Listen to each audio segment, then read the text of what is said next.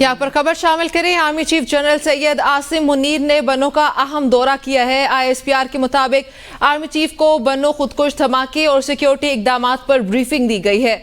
Army chief ने अफसरान और जवानों से मुलाकात भी की और उनके आज़म को सराहा है।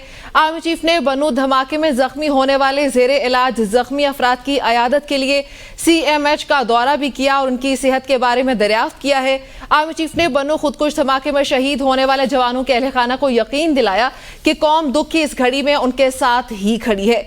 दहशतगर्दों के बुज़दिलाना हमले दहशतगर्दी के खात्मे के लिए हमारे अज़्म को कमज़ोर नहीं कर सकते, ये कहना है आर्मी चीफ का ये भी कहना था कि पाकिस्तान में अमन और इस्तेहकाम हमारे शुहदा की कुर्बानियों की मरहून मिन्नत है।